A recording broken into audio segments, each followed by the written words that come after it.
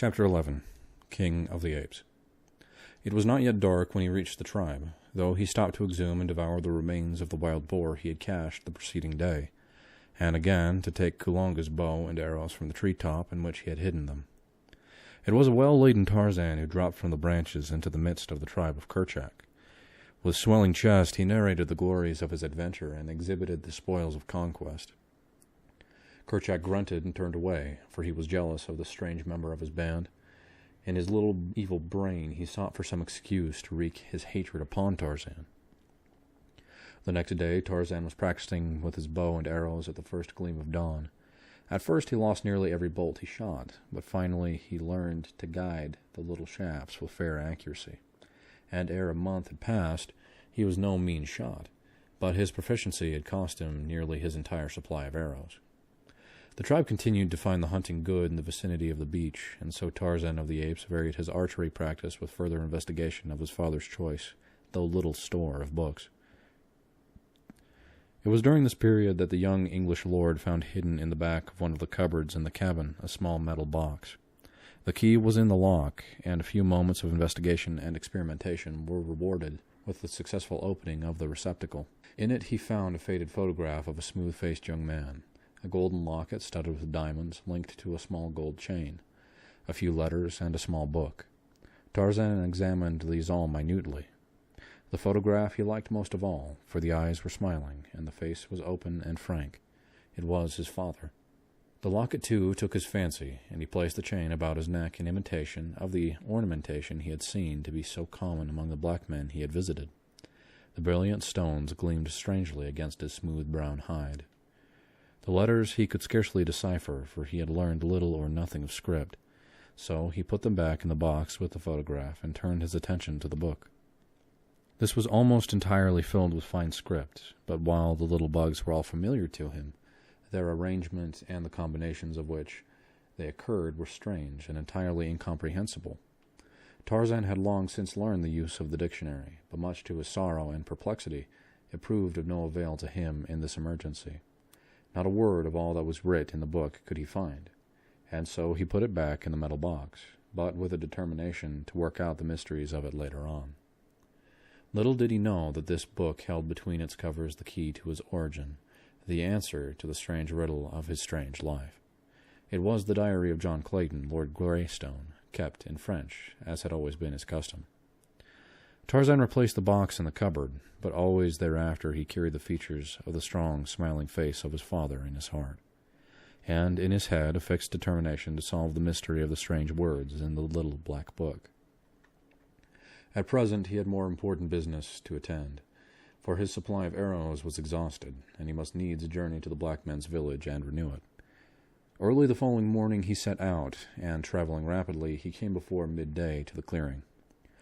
Once more he took up his position in the great tree, and, as before, he saw the women in the fields and the village street, and the cauldron of bubbling poison directly beneath him. For hours he lay awaiting his opportunity to drop down unseen and gather up the arrows for which he had come, but nothing now occurred to call the villagers away from their homes. The day wore on, and still Tarzan of the Apes crouched above the unsuspecting woman at the cauldron. Presently the workers in the field returned. The hunting warriors emerged from the forest, and when all were within the palisade, the gates were closed and barred. Many cooking pots were now in evidence about the village. Before each hut a woman presided over a boiling stew, with little cakes of plantain and cassava puddings were to be seen on every hand. Suddenly there came a hail from the edge of the clearing. Tarzan looked. It was a party of belated hunters returning from the north, and among them they half led, half carried a struggling animal. As they approached the village gates, they were thrown open to admit them, and then, as the people saw the victim of the chase, a savage cry rose to the heavens, for the quarry was a man.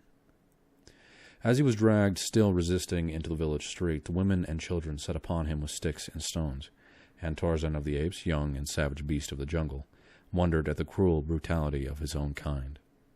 Sheeta, the leopard alone of all the jungle folk, tortured his prey. The ethics of all the others meted a quick and merciful death to their victims. Tarzan had learned from his books but scattered fragments of the ways of human beings. When he had followed Kulonga through the forest, he had expected to come to a city of strange houses on wheels, puffing clouds of black smoke from a huge tree stuck in the roof of one of them, or to a sea covered with mighty floating buildings, which he had learned were called variously ships and boats and steamers and craft. He had been sorely disappointed with the poor little village of the blacks, hidden away in his own jungle, and with not a single house as large as his own cabin upon the distant beach. He saw that these people were more wicked than his own apes, and as savage and cruel as Sabor herself.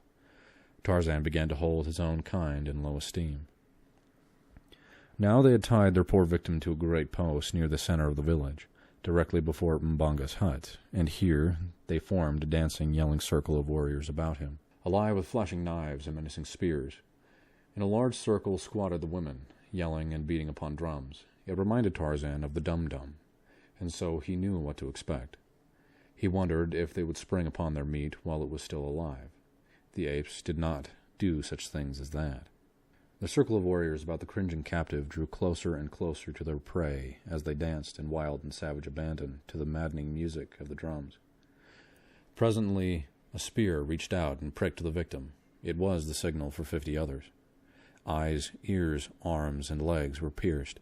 Every inch of the poor writhing body that did not cover a vital organ became the target of the cruel lancers. The women and children shrieked their delight. The warriors licked their hideous lips in anticipation of the feast to come, and vied with one another in the savagery and loathsomeness of the cruel indignities with which they tortured the still conscious prisoner. Then it was that Tarzan of the Apes saw his chance. All eyes were fixed upon the thrilling spectacle at the stake.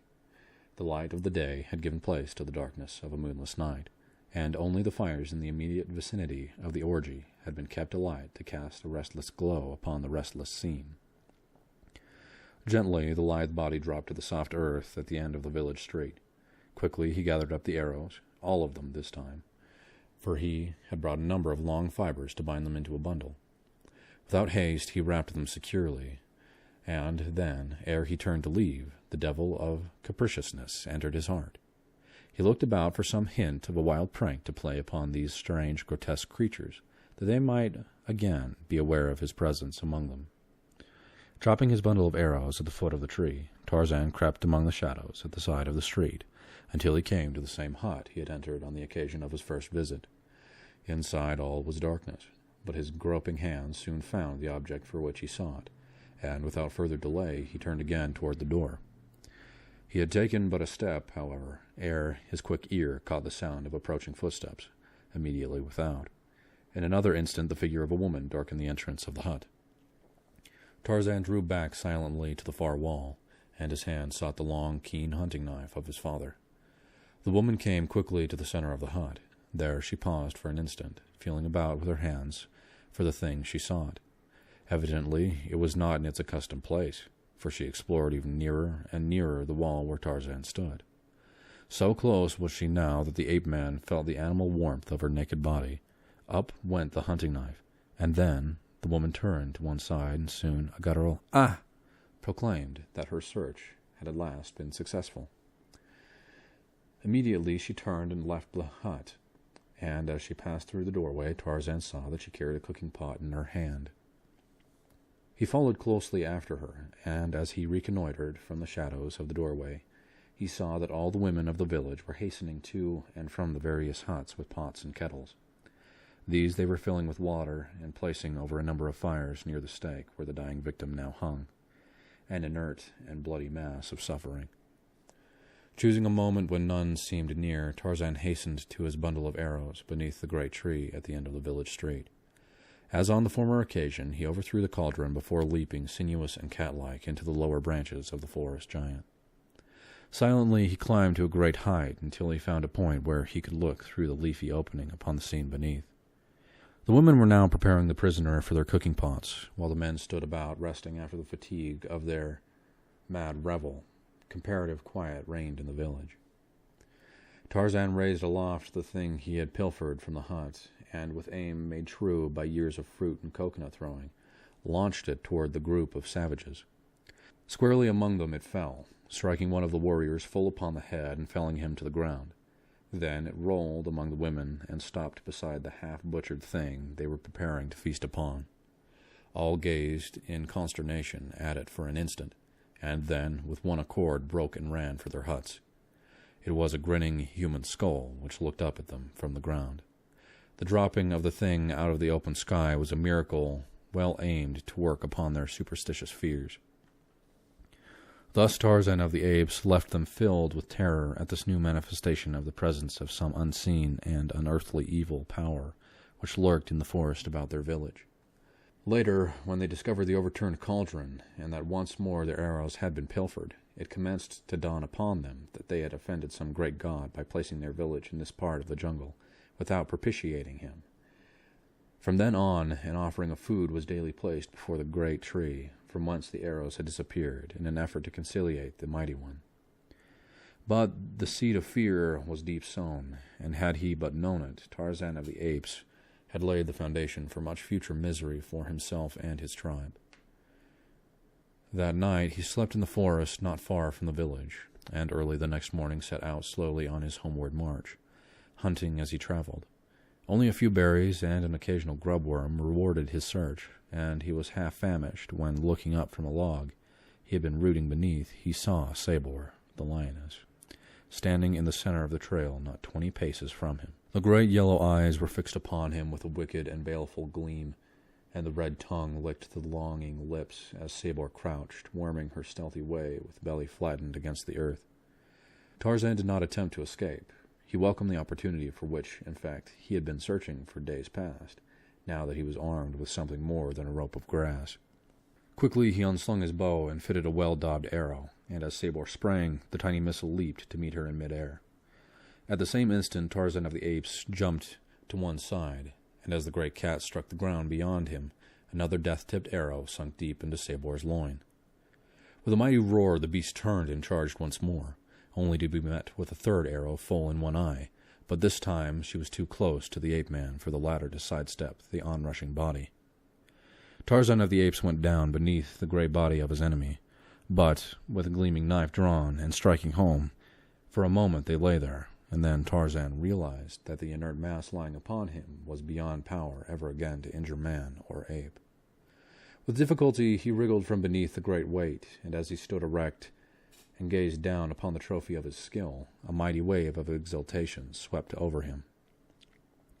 With swelling breast he placed a foot upon the body of his powerful enemy, and throwing back his fine young head, roared out the awful challenge of the victorious bull-ape.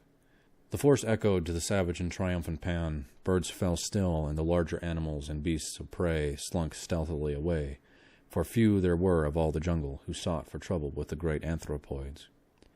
And in London, another Lord Greystone was speaking to his kind in the House of Lords, but none trembled at the sound of his soft voice. Sabor proved unsavory eating even to Tarzan of the Apes, but hunger served as a most efficacious disguise to toughness and rank taste, and ere long, with well-filled stomach, the ape-man was ready to sleep again. First, however, he must remove the hide, for it was as much for this as for any other purpose that he had desired to destroy Sabor. Deftly he removed the great pelt, for he had practiced often on smaller animals. When the task was finished, he carried his trophy to the fork of a high tree, and there, curling himself securely in a crotch, he fell into a deep and dreamless slumber. What with the loss of sleep, arduous exercise, and a full belly, Tarzan of the Apes slept the sun around, awakening about noon of the following day. He straightway repaired to the carcass of Sabor, but was angered to find the bones picked clean by other hungry denizens of the jungle. Half an hour's leisurely progress through the forest brought to sight a young deer, and before the little creature knew that an enemy was near, a tiny arrow had lodged in its neck. So quickly the virus worked that at the end of a dozen leaps the deer plunged headlong into the undergrowth, dead. Again did Tarzan feast well, but this time he did not sleep. Instead, he hastened on toward the point where he had left the tribe, and when he had found them, proudly exhibited the skin of Sabor the lioness. "Look!" he cried. "Apes of Kerchak, see what Tarzan the mighty killer has done. Who else among you has ever killed one of Numa's people? Tarzan is mightier amongst you, for Tarzan is no ape. Tarzan is—" But here he stopped, for in the language of the anthropoids there was no word for man. and Tarzan could only write the word in English. He could not pronounce it. The tribe had gathered about to look upon the proof of his wondrous prowess, and to listen to his words. Only Kerchak hung back, nursing his hatred and his rage.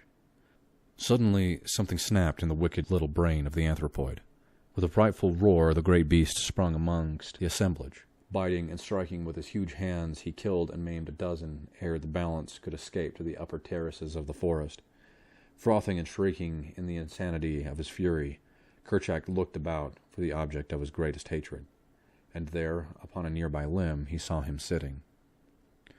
"Come down, Tarzan, great killer," cried Kerchak. "Come down and feel the fangs of the greater.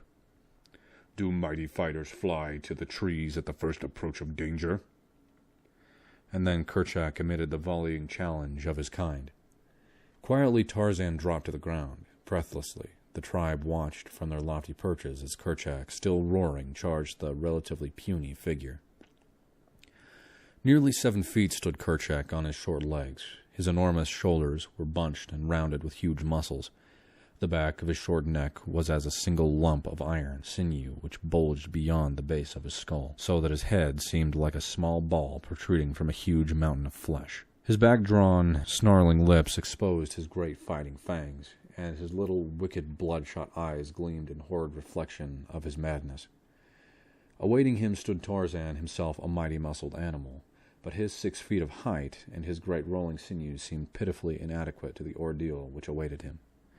His bow and arrows lay some distance away where he had dropped them, while showing a stay boar's hide to his fellow apes, so that he confronted Kerchak now with only his hunting knife and his superior intellect to offset the ferocious strength of his enemy.